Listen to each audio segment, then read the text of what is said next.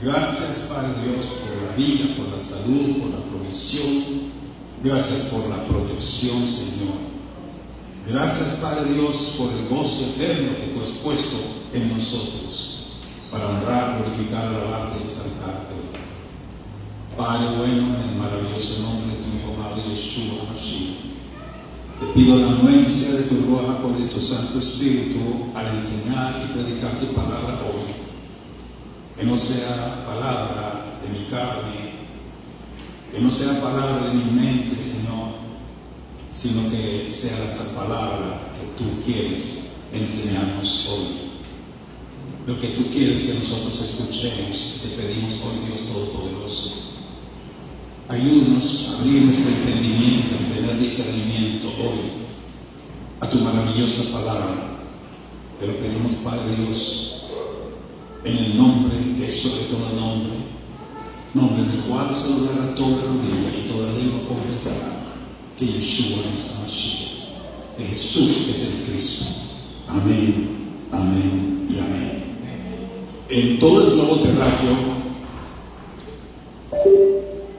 llámese católicos, bautistas, pentecostales, pentecostés, llámese como se llame, toda denominación religiosa o espiritual cristiana está conmemorando en esta fecha un acontecimiento de hace 2000 años, que es la entrada triunfal de Yeshua a Jerusalén.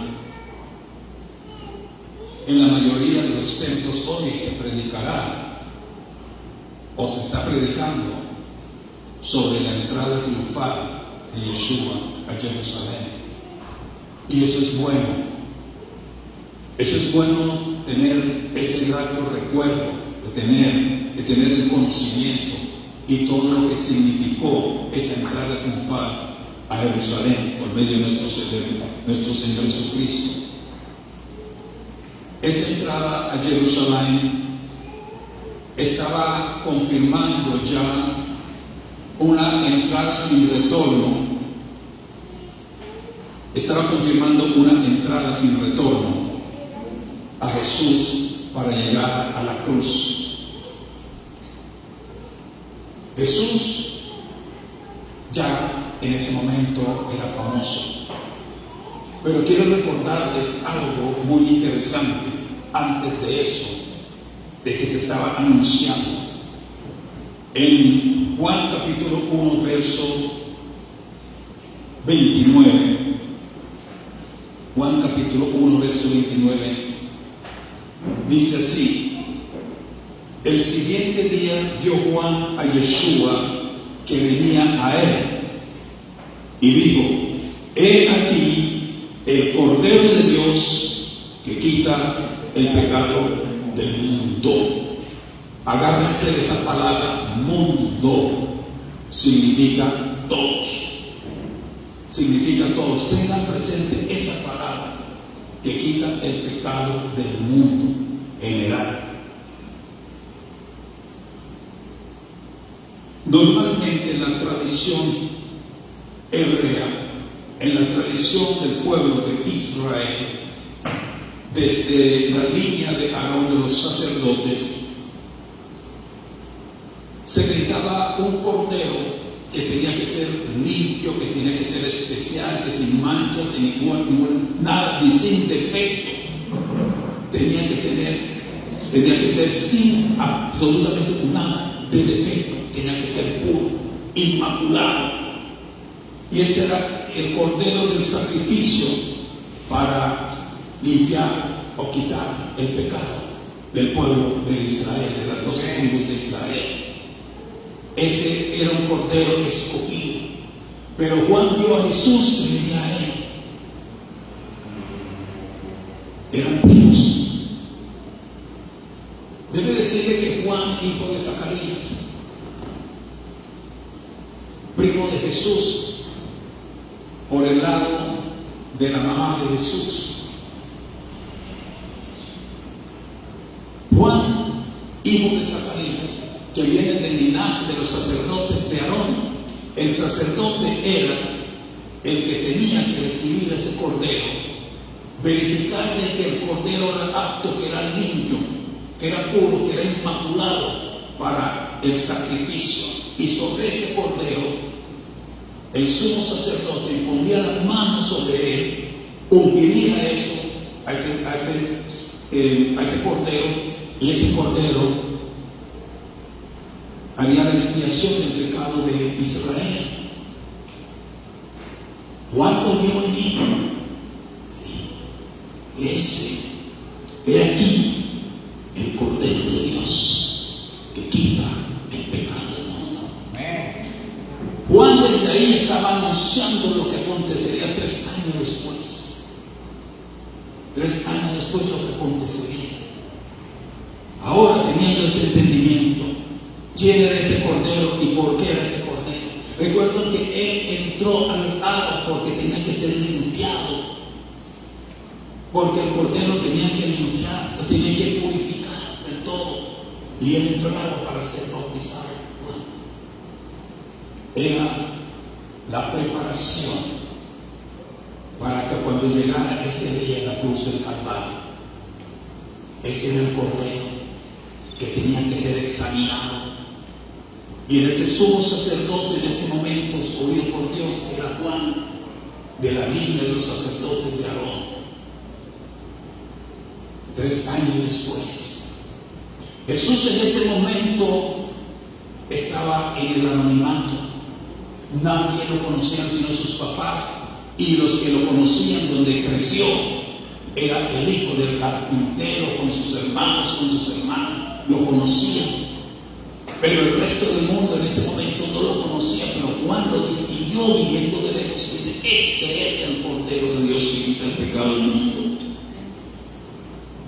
Ahora Yeshua entra 3 años después de eso, entra en Jerusalén.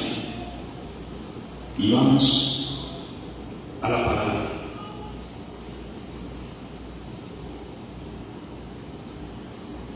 Mateo capítulo 21 habla de la entrada triunfal en Jerusalén. Dice así desde el verso 1: cuando se acercaron a Jerusalén, vinieron a Betfagé, al monte de los olivos. Jesús envió 2 discípulos diciéndoles: id a la aldea que está enfrente de vosotros, y luego hallaréis una asna atada y un pollino con ella, desatadla y traédmelos. Y si alguien os dijere algo, decid: el Señor lo necesita, y luego los enviará. Todo esto aconteció para que se cumpliese lo dicho por el profeta cuando dijo: decid a la hija de Sión, he aquí tu rey viene a ti manso y sentado sobre una asna, sobre un pollino, hijo de animal de carga. Sigue el verso 6 diciendo: y los discípulos fueron e hicieron como Jesús les mandó, y trajeron el asna y el pollino, y pusieron sobre ellos sus mantos, y él se sentó encima. Y la multitud, que era muy numerosa, tendía sus mantos en el camino, y otros cortaban ramas de los árboles y las tendían en el camino. Y la gente que iba delante y la que iba detrás clamaba diciendo: Hosana al Hijo de David, bendito el que viene en el nombre del Señor, Hosana en las alturas. Vamos a mover nuestra mente. Vamos a pensar por un momento esa escena. Muchos lo han visto en el cine, en televisión, pero pónganse a imaginar. Es primavera en Jerusalén. La ciudad está abarrotada de peregrinos que han venido para celebrar la Pascua. De repente un rumor corre como fuego: Jesús viene. Jesús viene. Jesús tenía 3 años saliendo del anonimato, 3 años ejerciendo su trabajo como misionero, como profeta, como apóstol, como pastor, como predicador, como evangelista. Tenía 3 años haciendo prodigios, milagros y señales. Y la fama de Jesús se conoció en todo ese territorio, y un territorio que no pasaba de 50 kilómetros. No pasaba de 50 kilómetros el territorio, si usted lo quiere medir. Pero su fama se extendió por todo ese territorio, por todas esas aldeas, por todas las ciudades vecinas. Se extendió su fama, y él llega a Jerusalén. No hay vuelta atrás. Lo que había dicho Juan se estaba cumpliendo. Lo que había dicho el profeta Zacarías se estaba cumpliendo. Lo que había dicho el profeta Isaías se estaba cumpliendo. Todas las profecías se estaban cumpliendo en ese momento, cuando él hace su entrada triunfal a Jerusalén. Él, como profeta, está entrando a Jerusalén por la puerta oriental. Este templo tiene una puerta, por si no lo sabían. ¿Y saben a dónde apunta esta puerta? Hacia el oriente. Bendito sea el Señor. Eso es profético. Los que construyeron en esos tiempos sabían lo que estaban haciendo. Aleluya. Entonces la gente arranca ramas, palmeras, se quitan los mantos y los tiende en el camino. Los niños gritan, las mujeres cantan, los hombres levantan sus brazos y al cielo y exclaman a una voz: Hosana al Hijo de David, bendito el que viene en el nombre del Señor, Hosana a las alturas. Dios lo está diciendo: Roni, Roni, Bat Sion, Roni, Roni, Jerusalén, Bat Jerusalén. Eso es lo que estaban diciendo en ese tiempo. Bendito sea el Señor. Parecía una fiesta de coronación. ¿Ellos qué estaban esperando? Ellos estaban esperando la salvación de la tiranía, la salvación de la opresión. Ellos estaban esperando un rey que venía a salvarlos. Pero el error y la equivocación, que nunca entendieron a lo que venía Jesús.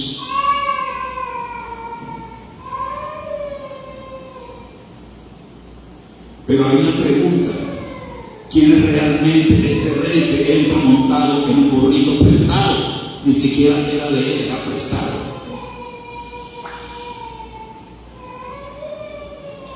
Y la pregunta también sería: ¿y por qué solo 5 días después la misma multitud que hoy, en ese momento gritaba Hosana, gritara crucificarlo? Hoy, domingo de Ramos, venimos a recordar esa entrada triunfal de Jesús a Jerusalén. No venimos hoy a recordar una procesión. Nosotros deberíamos venir aquí. ¿Para qué? Para decidir cómo vamos a recibir a Jesús en nuestras vidas. ¿Cómo vamos a recibir a Jesús en nuestras vidas? En nuestra familia, en la iglesia, como iglesia, y en nuestra nación. Y por segundo, el rey que Dios prometió, este rey que Dios prometió para los judíos, era un rey que venía a establecer un ejército victorioso, un ejército que aplastaría a los invasores, a los opresores. Eso es lo que ellos tenían. Mateo nos dice que todo esto sucedió para que se cumpliera lo dicho por el profeta Zacarías. En Zacarías 9:9 dice: grita de alegría, hija de Sión, mira tu rey que viene a ti justo y victorioso. Esa es la profecía y eso es lo que ellos estaban esperando. montado, justo y victorioso, humilde y montado en un asno, en un pollino de cría. Mis amados, esto no es casualidad. Esto no lo tomamos como casualidad. Los reyes de este mundo llegan en carros blindados hoy en día, pero en esta época llevaban en caballos de guerra, en carros de guerra. Él iba montado en un asno, humildemente. Cuando digo humilde, no está hablando de humilde de riqueza, sino de una cuestión espiritual, de una paz, de una tranquilidad. Jesús sabía de antemano lo que iba a suceder. Él no se sintió, como quien dice, él no se sintió para celebrar nada, no tenía nada que celebrar, porque él sabía lo que estos estaban gritando: Hosana, Hosana, hijo de David, sálvenos. Eso es lo que ellos estaban diciendo: hijo de David, sálvenos. Pero él, ¿a qué venía? Venía a salvarlos del pecado. Venía a salvarlos para vida eterna, pero ellos no lo entendieron así. Pero nosotros hoy lo entendemos, y nosotros tenemos que apercibirnos de eso y saber de que el Cristo que entró a Jerusalén, este mismo Cristo es que le ha entrado a nuestros corazones y nos ha tomado como su templo, como templos vivientes, como templos andantes. Esa entrada triunfal a Jerusalén no puede ser simplemente que lo recibimos aquí el domingo y el lunes estamos en la casa echándole, siendo crucificándolo el lunes. Aleluya, aleluya.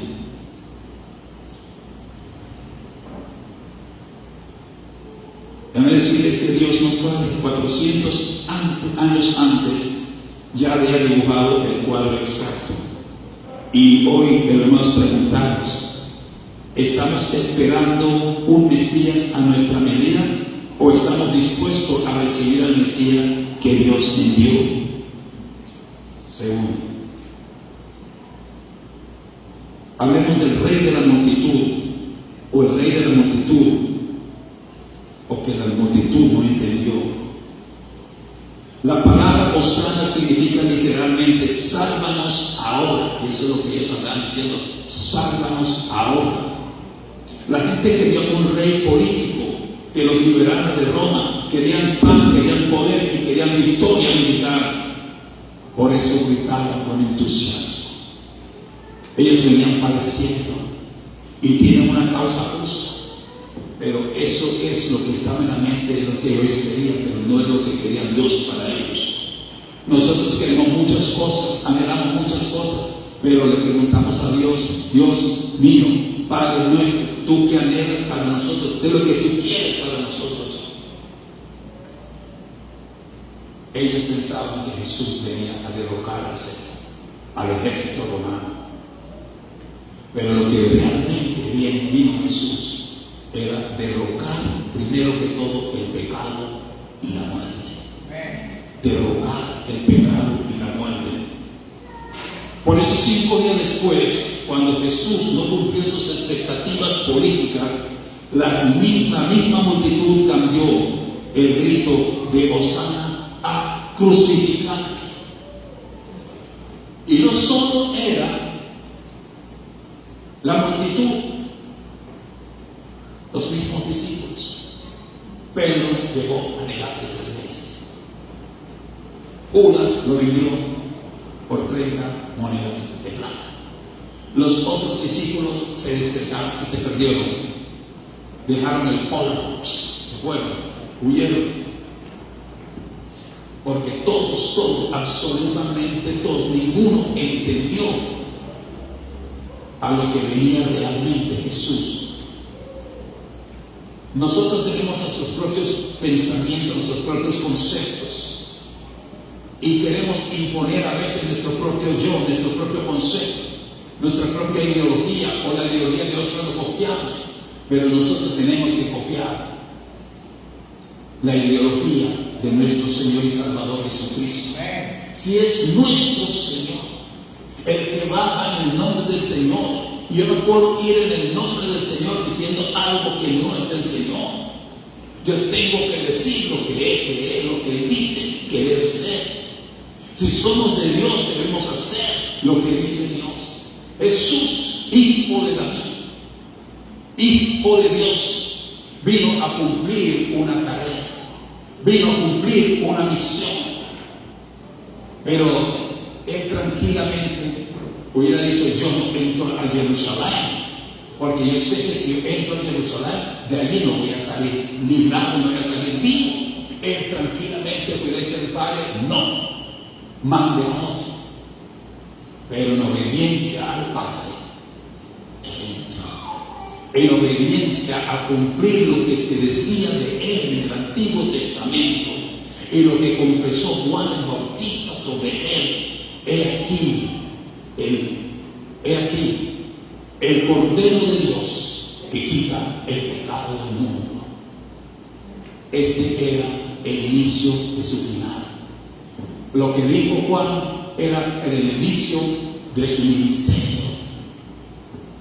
Venía de que nadie lo conocía, se hizo famoso, llegó a ser famoso, entró a Jerusalén famoso, el rey famoso, fue a la cruz famoso, descendió de la cruz famoso y resucitó famoso. ¿Quién le ha podido quitar la fama a Jesús? Nadie le ha podido arrebatar la fama de Él. Algunos decían que nosotros, en los Beatles, decían en su tiempo, nosotros éramos más conocidos, éramos, hay una palabra que se me escapa en este momento, pero de todas formas eran más famosos que Jesucristo. Decían ellos: ¿y dónde están ellos?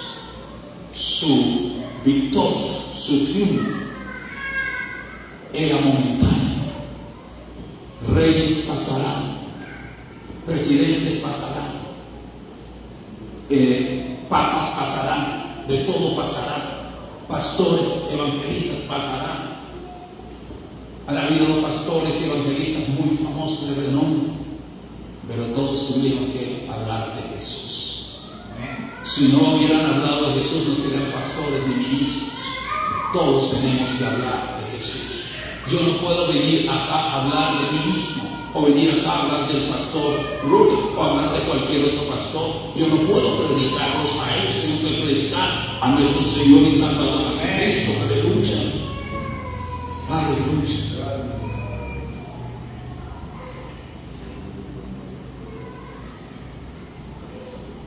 Aquí está la gran pregunta para nosotros. ¿Estamos gritando hosana porque queremos que Jesús haga nuestra voluntad?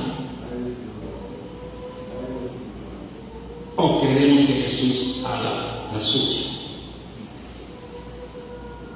Debemos optar por el segundo. Que la voluntad de Él se haga en nosotros. No que Él haga nuestra voluntad, sino que la voluntad de Él se haga en nosotros. Como el Padre nuestro, esa oración tan famosa: Padre nuestro que estás en los cielos, santificado sea tu nombre, vénganos tu reino, hágase tu voluntad. ¿Quién lo dijo? Yeshua lo dijo. Y la voluntad de Él debe ser en nosotros. Tercero,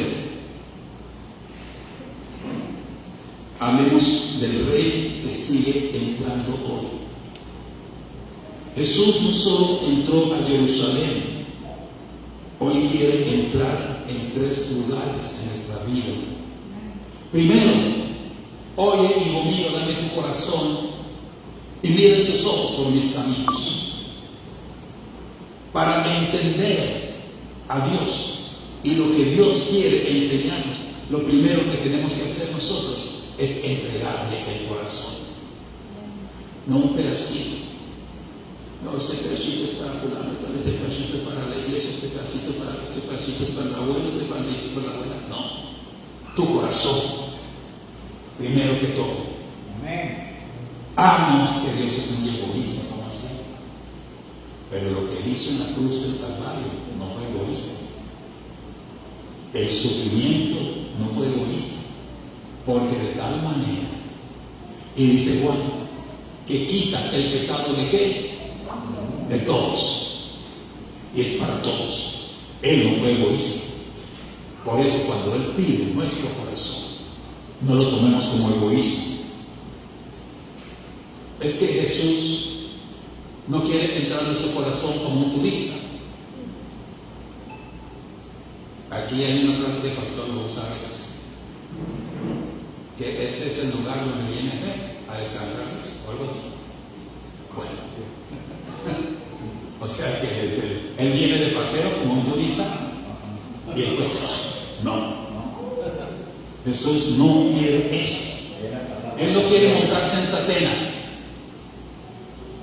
llegar al aeropuerto mal llamado un grupo, que un habano lo lleva al hotel o una posada, que al otro día puede subir al pico, que se da la vuelta a la isla en moto o en mula, en lo que sea, y al otro día se vaya para Suruaga o para Manchaní o Sobres, que vaya al Divino Niño de Arturo a comerse una bandeja típica, o se da la vuelta a la isla en Ancho, sale del museo y termina el paseo y se sube otra vez a Satena y se va. Eso es turista. Eso es más o menos lo que nosotros hacemos con Jesús. Tenemos un Jesús turista en nuestras vidas, en nuestro corazón, y Él no quiere ser un turista. Amén. Él quiere estar siempre. Amén. Señor, de día y de noche, cuando estamos dormidos, cuando estamos despiertos, cuando nos levantamos, cuando estamos en el trabajo, sea donde estamos, no solo cuando venimos un domingo aquí a decir Hosana, sino que siempre digamos Hosana para siempre, Hosana sea por siempre.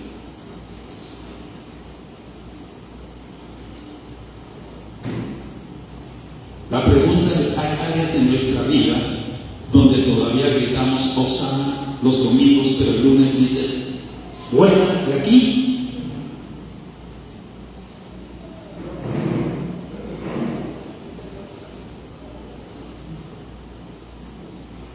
Una de esas áreas puede ser nuestro matrimonio, nuestras finanzas, o una adicción secreta, nuestro orgullo.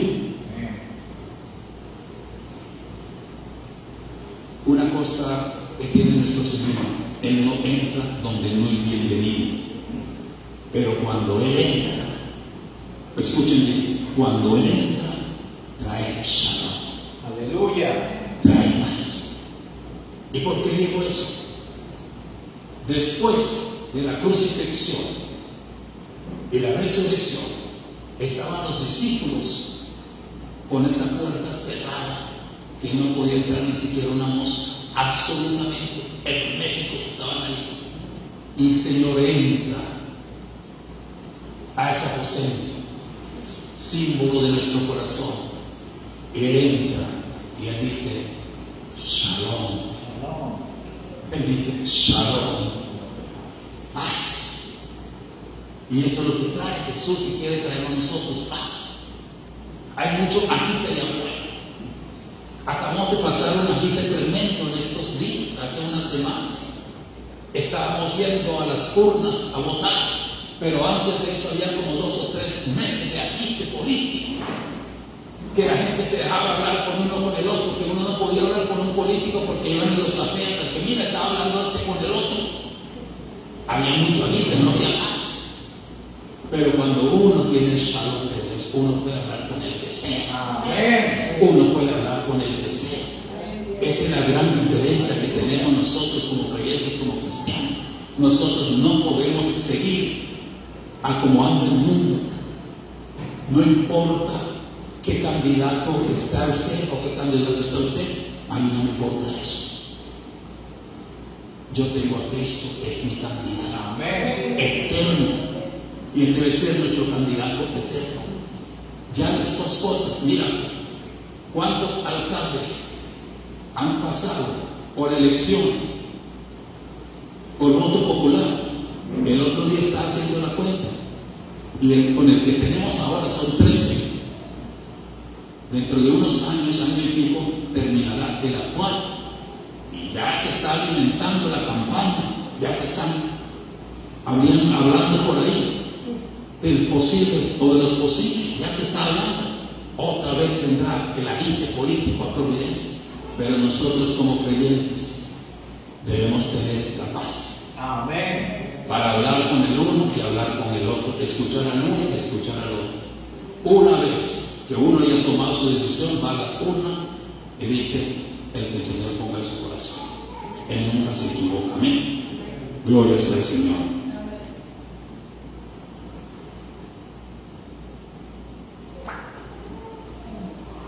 Entonces Jesús quiere entrar primero que todo, ¿a dónde? En nuestro corazón. Y segundo, en nuestra familia. Si estamos creando hijos que conocen al Rey de Reyes, o solo estamos dando religión. Nuestros hijos deben ver en nosotros que estamos extendiendo palmas de obediencia y adoración. Amén, amén. Solo los domingos, no, todos los días.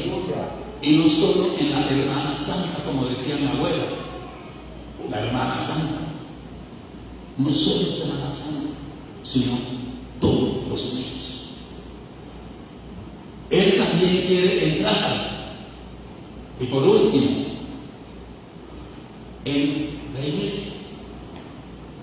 Él sigue en la iglesia, pero no está en la iglesia. El pastor está en la iglesia. Los pastores están en la iglesia. Los miembros de la congregación están en la iglesia. Sí. Los discípulos todos están en la iglesia. Los recién llegados y están en la iglesia. Pero la pregunta es, ¿está el Señor en la iglesia? ¿Sabes cuándo nos damos cuenta que el Señor no está en la iglesia? Cuando empezamos a decir, el pastor dice, pero el pastor dice, y cuando dejamos de decir que Jesús, así ha dicho el Señor, así dice la palabra de Dios. Entonces, recuerdo que tenía unas vecinas, estudiamos mucho la palabra. Entonces, no quiero nombrar para no entrar, porque como esto está en las redes sociales, no quiero nombrar, pero cada vez que estamos estudiando la palabra, entonces siempre mencionaba lo que el pastor dice, pero el pastor dice, el pastor dice, el pastor dice. ¿Y cómo así que el pastor dice? ¿Qué es lo que dice la palabra de Dios? Estamos estudiando la palabra de Dios, porque siempre el pastor dice. Entonces, existe lo que es la pastolatría, y no debemos caer en la pastolatría. El pastor, el predicador, es un hombre o una mujer escogido por Dios para llevar un mensaje. Es una herramienta. Es alguien que el Señor utiliza o usa para eso. Pero no debemos permitir que eso suceda en la congregación. Nosotros debemos amar a nuestros pastores. Debemos tener en buena consideración. Ellos sufren, ellos lloran también. A ellos les duele igual que a nosotros. Pero el punto central que debe entrar a la iglesia es el Señor y Salvador Jesucristo. Cuando vinimos acá es para reunirnos con el Señor. Cuando vinimos acá es para adorarle a Él. La iglesia es del Señor. Y si nosotros no le permitimos entrar, entonces Él no va a venir.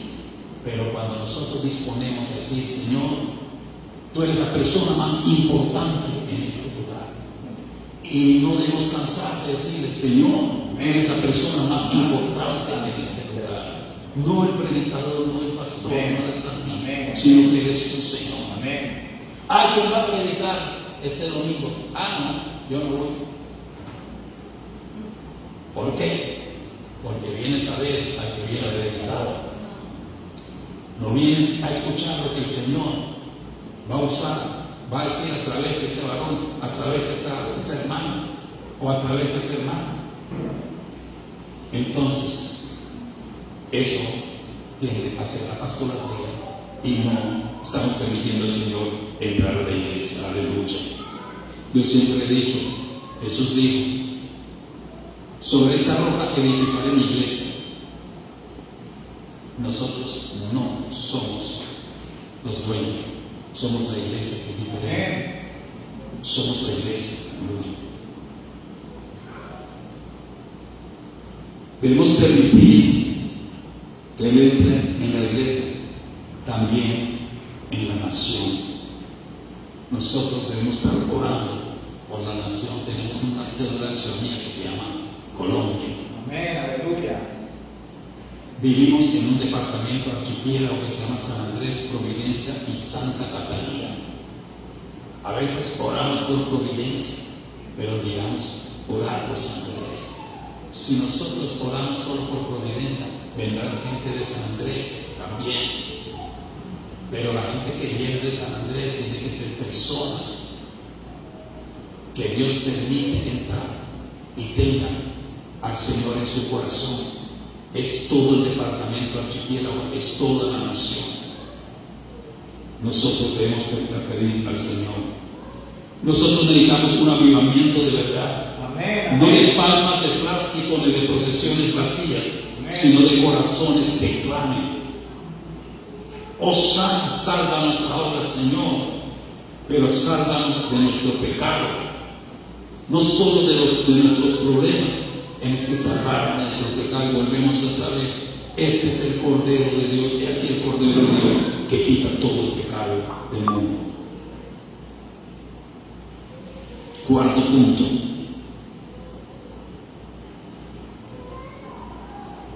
El Rey nos llamó o nos llama a seguirlo hasta la cruz. Es que el Domingo de Ramos no termina, solo termina en la entrada triunfal, termina en el Calvario. Si nosotros leemos Mateo desde el verso 21 en adelante, la entrada triunfal finaliza donde en el capítulo 21, pero finaliza en el capítulo 28. Son 7 largos capítulos. Lo que Jesús venía de hacer en esos 3 años, esa acumulación de hechos, de acontecimientos después de este día de la entrada de Jerusalén, es notorio. Muchas cosas sucedieron hasta que él hasta dijo: Jerusalén, Jerusalén, que matas a los profetas y apedreas a los que te son enviados. ¿Cuántas veces quise juntar a tus hijos como la gallina junta sus polluelos debajo de sus alas y no quisiste? Que no tenga que decirnos a nosotros Providencia, que no tenga que decir a la nación Colombia eso. ¿Cuántas veces Providencia? ¿Cuántas veces San Andrés? ¿Cuántas veces Santa Catalina? ¿Cuántas veces Colombia? Que no tenga que decirnos eso a nosotros. Aleluya. Gloria sea el maravilloso nombre del Señor. Jesús sabía que esos hosanas de hoy serían los clavos del viernes. Él ya lo sabía. Y aún así, Él entró. No se echó para atrás. Aún así, Él entró porque Él tenía una misión que cumplir. Por eso en la cruz dijo: consumado es. Y ahí se desató el infierno. Los demonios empezaron a temblar. Se desató el infierno. Entonces, usted imagina el diablo tratando de decirle: no, bájese de aquí, porque él finalmente, el bruto eso, entendió finalmente qué es lo que estaba pasando. Él no se quejó. Él no contradijo a nada, sino que humildemente se dio ese sacrificio por todos nosotros. Aleluya. Él aún así entró, porque su amor es más grande que nuestro cambio de humor. Aleluya. Nosotros cambiamos rápido de humor. Un momento estamos, vamos listos para pelear. Humanamente somos así, pero Jesús es diferente y tenemos que copiar las cosas de Jesús. Su gracia es más fuerte que la infidelidad.